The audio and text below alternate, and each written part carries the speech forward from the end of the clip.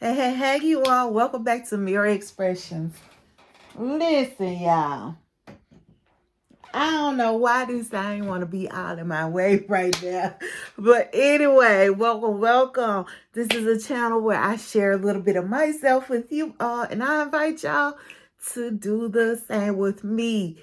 Go ahead, do me a solid. Hit that thumbs up. Hit subscribe if you haven't already. Y'all know we are on a mission in 2023, baby. We are getting these subscribers up. So I need y'all to do what you can on your end and go and become a sub. Because, you're here anyway, right? It ain't costing you nothing. And then let me know how you are doing. Go ahead and drop a mirror emoji in the chat if you have looked at one today and you are feeling A-okay with what you see looking back at you. And if not, as always, I encourage you to do what you must to get back to a healthier you. All right, y'all, look. Married at First Sight. We finally starting to get into some good stuff,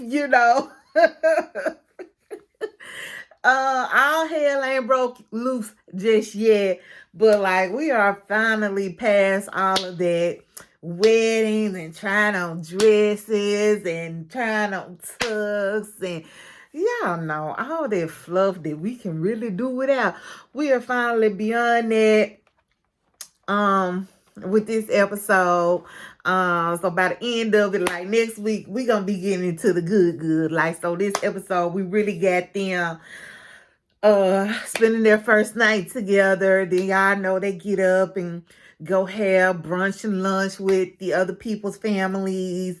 And then we also at the very end got to see them start off their honeymoons. So yeah, we gonna be ready next week. I'm telling you, it's coming. So this is episode 4, Honeymoon Hiccups. So right, we see everybody ending their wedding night, right? We already saw Chris and Nicole last week ending theirs, but this episode we got to see the rest of the couples, right? So we start off with Shaq and Kirsten, and so they're just sitting up talking, like they sat down like on a bed and he's like sitting in her lap, and so they're just kind of talking about their day. They're recapping things and just talking about how they're really gonna want to make things work in their marriage. And so he finally asks her, well, can I get a kiss? And y'all, don't you know this woman laughs? She really laughs in his face. Like, girl, why are you playing in this man's face? Like, you do not want him. You do not like him because that was your thing. Why you didn't kiss him at the altar where I really wanted him to ask. And then now he's asking and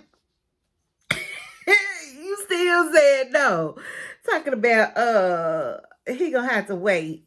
Like, girl gone. But anyway, over with Dom and Matt. They don't look like they ready for bed either. And I think we learned later on that all of this is like around 4 o'clock in the morning. Like, why the hell you ain't tired? Like, even beyond us knowing it's about 4 in the morning, like, we just know that that's a long day with the weddings and everything. Like, that's long and exhausting anyway. But then you add in the factor of production and all that. And so you just already got to imagine that it's a pretty long day for them. So why? And they just sit up there drinking and talking like, shit, like they just woke up and it ain't nothing. So anyway, they're kind of just talking about like their likes and dislikes, that thing. Like, I know the conversation comes up. Oh, I think they were talking about, well, do you snore and all this and that and other. And so she lets him know that she does sleep with like a body pillow. And he was just like, thinking it was for boundary purposes, basically. And she was just like, no, I just like it. I sleep with it in between my legs. And I said, I get that, because, baby, I still sleep with my pregnancy pillow, baby. That thing is too comfortable. And I have not been pregnant since 2010. Do you hear me? And yes, I still sleep with it. Oh, shit, that thing is super comfortable. So Dumb, I get you, boo. I get you.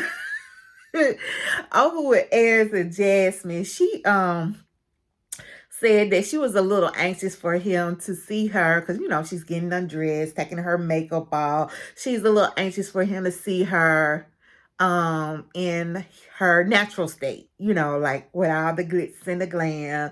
And I said, I bet she is like somebody in like the pageant world who's used to all the glitz and glam and being judged on their beauty. I can see or sense. I guess I can understand why she would be like a little anxious about something like that and whatnot. Yeah, I feel like my nose finna run again. Uh, anyway, so I can get there. But anyway, Ayers in his confessional, he was just saying, that he was tired, and that he hoped that she was ready to go to sleep, but if she happened to have other plans, he guessed he could muster up some energy. I said, I just bet you can, sir. I just bet you can. Y'all ain't finna do nothing but go to sleep, sir. While you playing around. Gina and Clint. So Clint seems like, now this is just my take. I want to know how y'all feel too. He seems like he's a smooth talker, and I feel like I probably mentioned that in the last review I did. I don't know, but that's just the kind of feeling I get. Like he just knows what to say. He's a charmer. You know what I'm saying? Like he knows the thing to say as far as what somebody will want to hear, and he knows how to deliver it just the right way, if that makes sense. And not that it's necessarily how he really feels or thinks about something, but he just knows that. You know what I'm saying? That's just how he comes across to me. Like, what about, like, does he come across that same way to y'all? Like, drop a one in the comment if he comes across that same way to y'all, or drop a 2 in a comment if you feel like, no, he just comes across genuine. Like, that's just him. And so I just want to know. I just want to know if I'm just out there by myself with that or not. But anyway, yeah, but those, for me, those are the type of vibes he's getting. So he also said he was ready to get them draws too, basically. Talking about if things escalate, then game on. I said, So it's the next day, right? And so the couples are waking up to each other for the first time. Nicole and Clint, they talk about what like their daily schedules normally look like for each of them. And I said Nicole and Clint. I meant Gina and Clint. And so Gina's talking about how she struggled with giving up some of the control with her business. Like right now, while they're on their honeymoon, like she said, she even left her business phone at home. She did not bring it with her. And she was just saying how that was kind of hard for her to give up some of that control like that, and to trust other people to run things and make sure things are going cohesively. So, yeah, over with Shaquille and Kirsten, she was like, we did not have sex. I know that's what everybody wanted to know.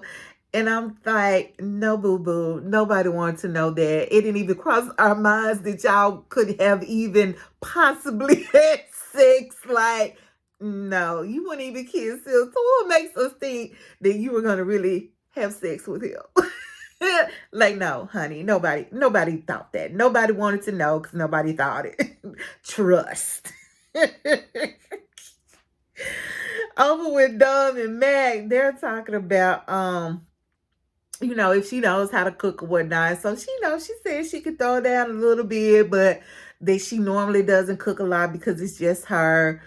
And so she starts like naming some of the things that she knows how to cook, or that she's good and when it comes to cooking. So one of the things was like catfish. And so I'm getting tongue tied. So she was saying that she not only cooks it, but she catches it and she cleans it. Girl, I'm traumatized. I am traumatized. That triggered me because she was saying, that she's a country girl and she doesn't mind getting down and dirty and she expects the same from her husband. Well, that triggered me because my dad is the same way. He's a country old man down from, well, I'm just going to say he country. But anyway, he's a hunter, he's a fisher. And now mind you, I'm a daddy's girl. So when I was younger, I used to run up behind him. So I'll say this about myself. Like, I'm a girly girl, but I like to think that I have like the best of both worlds. Cause I too also don't mind getting down and dirty. So I would run up behind my dad. So I would go when he would go hunting. I would do fishing. Like, even to this day, I still love to fish. Like, it is so just calming and relaxing. But cleaning fish, no ma'am and no sir. You would never. You would never. And this is what I mean when I say it was triggering, because my dad, oh, just these thoughts when I was a little girl.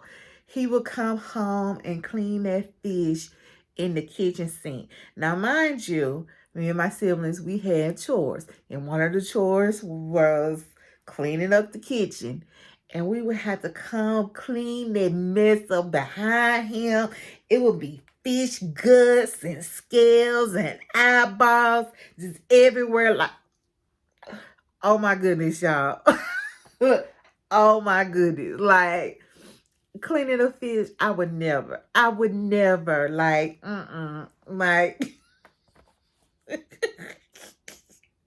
that was just triggering for me to even hear her say that she does that. Like, no ma'am and no sir. Just disgusting. But anyway, I digress. Back to the show. So, yeah, so they talked about all that. And then over with Nicole and Chris, baby. Nicole in her confessional crying already. Talking about, basically, she just never knew she could find someone like this. Like, she deserves to be like this. And she's just so overwhelmed with just being happy with her match. I said, oh, child, like, girl, why are you this emotional right now? And I said, she done had a lot of trauma in her past. That's what I said. But then we do find out later on that she actually had. But I was just thinking that for her to be as emotional as she is right now, from just the little things that he's done, it's not even been a full 24 hours, but just like the sweetness and the kindness that she has encountered from him up to this point, to get her to that emotional level, I was like, yeah, oh baby, she's been hurt. But anyway, so it's time to go out to eat with the families and the friends. And so Kirsten met with Shaq's friend and his uncle. And Shaq ended up meeting with her cousin and two of her friends, right? So, cousin said she has a problem with this whole process being intentional for Shaq. So this is what she's telling Shaq, right?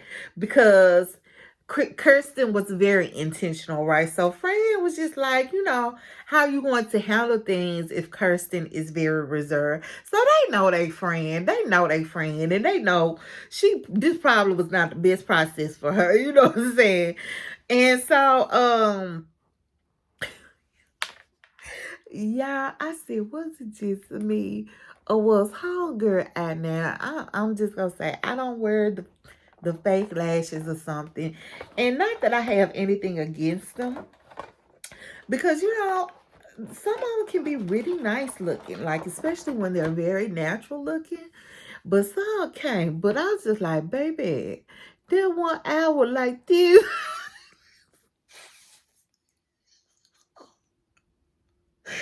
I said, it's the lash weighing it down.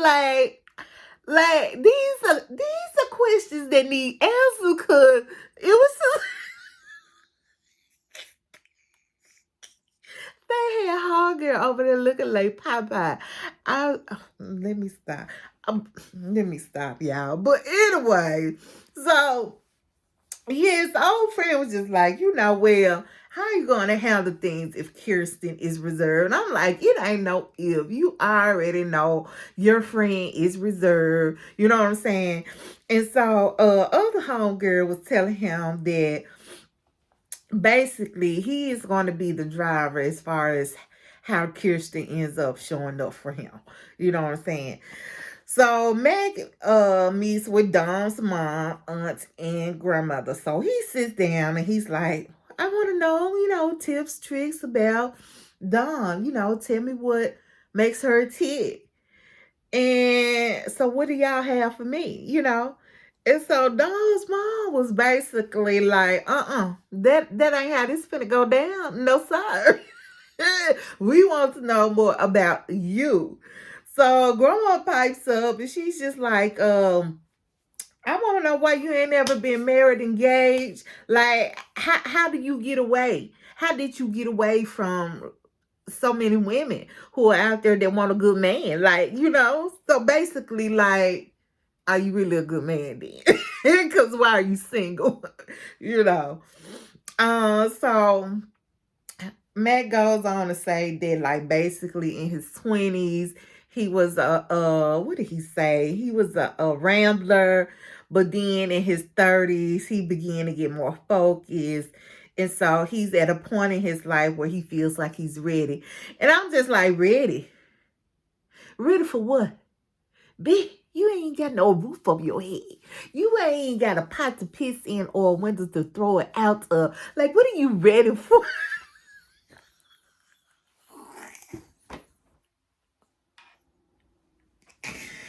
Oh, child. Oh, these people. So, Ozzy wants to know, has he ever dated a black woman before? And so, he basically said no. He's dated some Latinos and, of course, white women, but never a black woman or whatever. So, I was just like, they are really harping on this race thing, which I can get. But also in the same token, I'm just like, if race was that big of a concern for you, then why not be more specific and just say that because mom signed her up. Mom, why didn't you just be more specific and say, I want to be matched with a person of color? And I don't know, because, mom is also married to a white man. So it's kind of like, is she projecting, like, her experiences? Like, I don't know. I don't know. But yeah, the race thing keeps coming up for sure. But, so anyway, over with Dom, she's meeting with his mom, his sister, and the best friend, the one he's living with. And so, of course, the question comes up, like, about why you're doing this process and all that. And mom was just like, I find it to be nuts. and the whole table just went quiet. It was just like an awkward silence. And then here go Dom. Oh, is it just hot or is it just me? Like, yeah, that mom seems a little snooty to me. Like, she really does. Like, and I don't know if y'all have heard this or not, or if you watch like the after show or what, but supposedly she offered Mac $50,000 not to go through with the wedding. You know what I'm saying? And yeah, she just seems kind of snooty and a bit controlling too. Yeah, I don't know. I don't like the vibe that she's giving off. I ain't gonna even lie, I don't. But anyways, mom ended up asking, well, what if McKinley wants to move back to Michigan? And Don pretty much said that would be a little tough because that means then she would be too far away from her mom, whereas right now she's only an hour and a half away from her mom or whatever. So over with Cleaner and Gent, Cleaner and Gina. Meets with Gina's brother and his wife. So Clint is again, he's just saying all the right things to me. You know what I'm saying? Talking about, I think who was that? Felina, Aries' cousin, talking about Jasmine having all the pageantry answers. She's saying all the right things to me. This is Clint. Clint is just saying all the right things. You know what I'm saying? Um,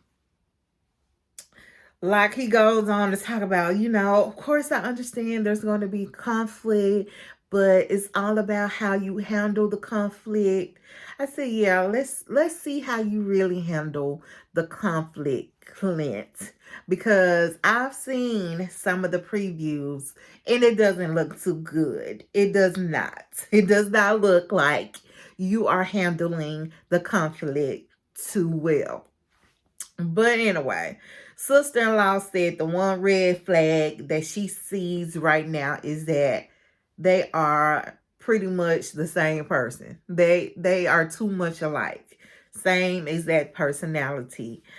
They did also say, as far as like her brother, that the one thing they should both kind of worry about, and then again, he's talking to Clint about this, is that they both seem to be so busy and they're going to have to figure out how to manage their time and how to come together for each other.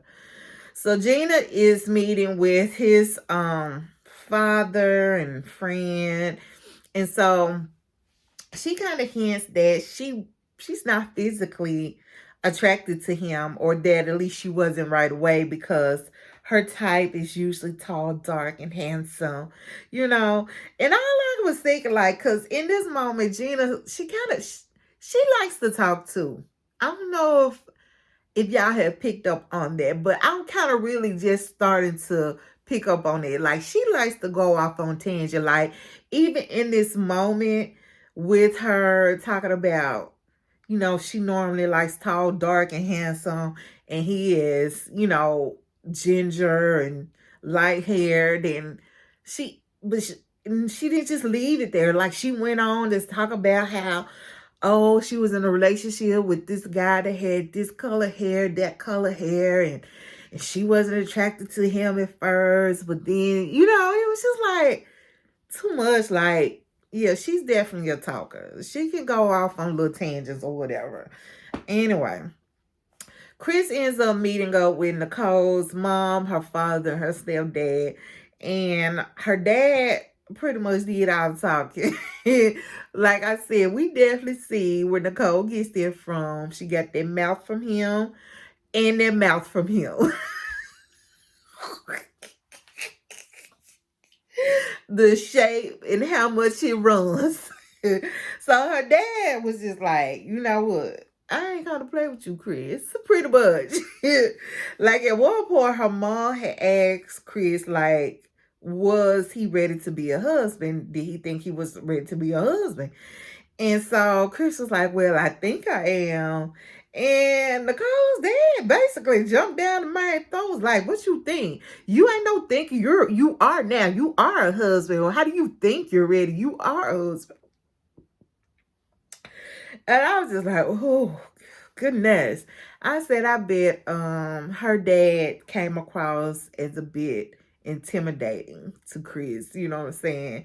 So, because he even told him, like, talk is cheap. Because I think Chris was, like, saying that he had come into this for the right reasons, And Nicole's dad was like, talk is cheap. Pretty much. And Nicole, she met up with his dad, his mom, dad, and brother. And so from that conversation, Nicole pretty much said she walked away knowing that she needs to kind of protect Chris's heart, because he's more of a sensitive person and he takes things very personal. He takes things personally. Aries is meeting with Jasmine's mother, father, and brother.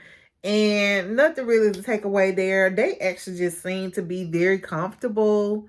Like the four of them, seems like maybe they have known each other before and were just all out to dinner. Like, yeah, it just seemed like a comfortable vibe. Like that's pretty much all I got from them or whatever.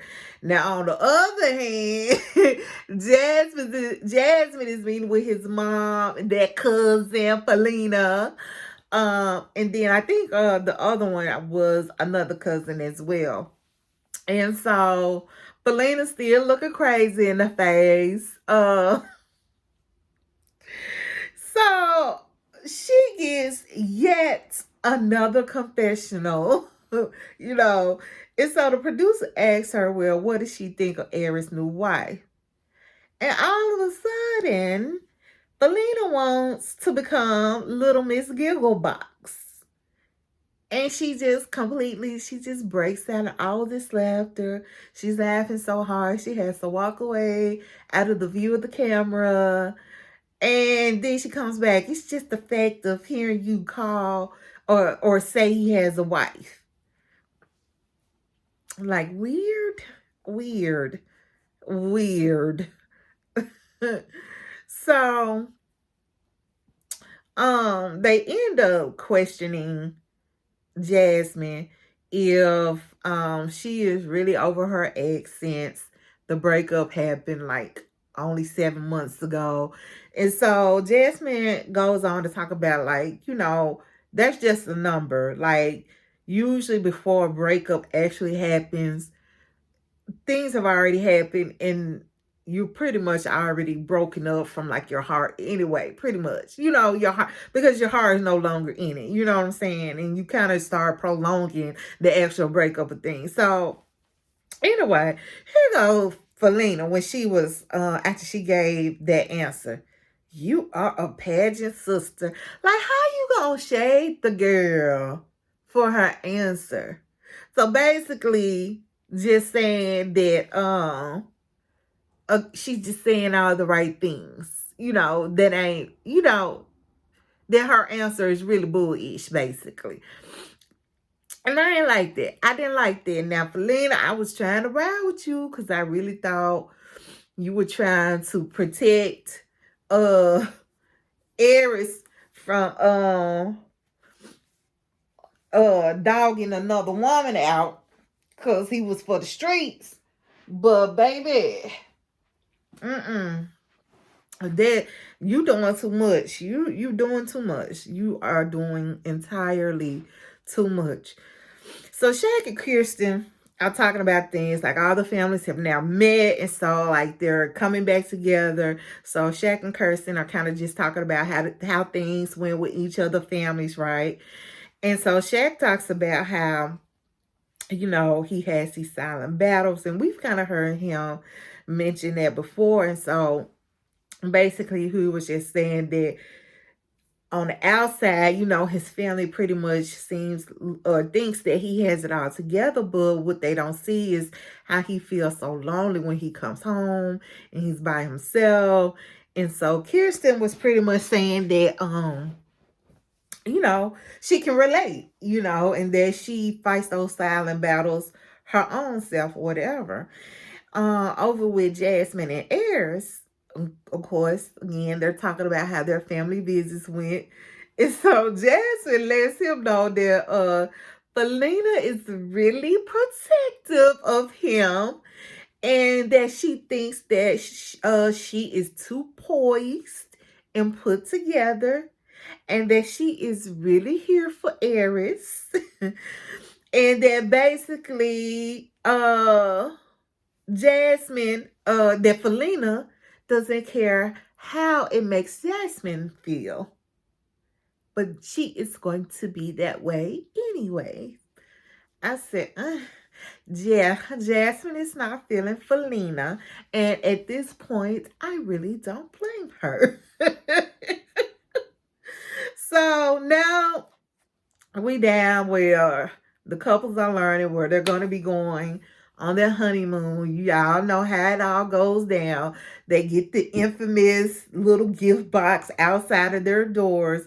So they're going to Jamaica, right? And so Nicole ends up asking Chris, does he think they would have sex on their honeymoon in Jamaica? And I'm like, who asks stuff like that? Like, and anyway, I thought you wanted to wait anyway, Nicole. I thought you wanted to wait. I should have known that wasn't happening, baby. Nicole trying to get them cobwebs dusted out, baby. So Shaq ends up telling Kirsten that by him still being in school, you know, there's things he has to do. And one of them is he has to present his research on the following day or whatever, which is the day that they're supposed to be leaving for Jamaica. So instead of leaving for Jamaica, they're gonna have to go down to Jackson, Mississippi, where he will present his research. So they're still gonna do the honeymoon. They're just gonna be starting a day late because after he's done with that, then they will leave from Jackson, Mississippi and go to Jamaica or whatever. So Kirsten really seemed really, really, really upset about this whole thing. Whereas Shaq was just really, you know, he actually seemed to be excited because he was like, he really wanted Kirsten to be able to see him in his element. And so I thought that was good that he's wanting to involve her in things like that. That means he takes pride in what he loves to do. You know what I'm saying? And so when you want to incorporate other people in that, I just think that really speaks as far as, you know, how much pride you take in what you do or whatever. You know what I'm saying? So, and I really would have liked to have seen her support him more. And they're like, yeah, you know, I really can't wait to see you and support you in that. You know, I can see how much this means to you, you know, and not to say that she shouldn't have been allowed to feel how she felt, but you know, I also would have liked to have seen her support him more and maybe have been like, you know, I hate that, you know, we're gonna miss out on a day, but you know, we'll still get an opportunity to honeymoon and be with other couples, you know, yada yada yada. But anyway, but no, she really seemed upset by it. But anyway, which again, I don't really see what the big deal was because they will be going, at least how it was explained, they will be going immediately after he's done presenting his research. So, baby, she acting like she finna be missing out on about a whole week of vacation, talking about they're gonna be down there having a time of their life, and I'm gonna be sitting up in a hotel room. You're like, no. So all the couples are in the lobby meeting up to go on to Jamaica. Everybody except for Kirsten and Shaq. And and all the reason I'm mentioning this is because did y'all peep Eris and Jasmine's suitcase, their luggage? Like they had matching luggage that said wifey and husband. I said, I wonder if there was like a gift or if one of them brought it along for the occasion or whatever. I thought it was cute though. Anyway. So they make it to Jamaica. Meanwhile, back in Jackson, we see Kirsten sitting in the hotel room. Pouting because she's missing out on Jamaica right now. And I wonder if she was not allowed to be in while he was presenting his research or if she chose not to come. Like, I just wonder what that was about. But anyway, hey. It is what it is at this point. So, over in Nicole and Chris's room, you know, they're just kind of chit-chatting, laying on the bed, talking or whatever. And so he brings up the past time he was on a vacation with an ex. And he was just like, no pun intended, but he felt like he was on vacation with a stranger. Oh, I'm just laughing because he was no pun intended, but here you are really on vacation with a stranger. But anyway, he was saying he felt closer to Nicole than he did with the ex. Like, he's like, it was just so cold. Like she wouldn't show him any kind of affection or anything. And I was about to tell y'all about a vacation I had similar to that, and very, very recently too, but we ain't gonna talk about that. But anyway, but Nicole ends up saying, you know, that she has vacation anxiety because when she's on vacation, that's usually when she's her true self. And in that, I think she kind of made it come across like maybe she's in the quiet taste, because when people tend to get too much of her, they'll find something that they really don't like about her as much. So at least this is what her view of things are, you know what I'm saying? So then Chris ends up asking her, has she ever had any kind of horrible relationships? And so remind you, I said how she was crying over Chris, that she must have been through some trauma. And so here we are learning a little bit about that. And so she says that, yes, she has. That when she was young, I think she actually said this was probably like her first relationship, that the guy that she was with would tell her that she wasn't worthy of love, and that she's lucky that he likes her, and that he would burn her with a cigarette as her way to show him that she loved him. Y'all, I was just like, oh, my heart broke for Nicole in that moment. Like, people can be so disgusting, just horrible human beings. That is so sad. So sad, so sad, so tragic that there are just people in this world that really exist like that. But you know what? I really liked how Chris, in their moments, protected her in her telling her story to him. So far, so good. Kudos to you, Chris. And even in his confessional, Chris was like, their loss is my gain. And I like that. So anyway, y'all, that was it to this episode. Like I said, we about to get to the nitty and gritty. Like, some of the previews really seem like stuff finna start popping off. It always does. So I can't wait to see what's gonna be what, and really get into it. So anyways, that's all I got. Please, y'all, don't forget to subscribe if you have not already. And as always, I'll pray for you all. Y'all please pray for me. And what? Bye, y'all.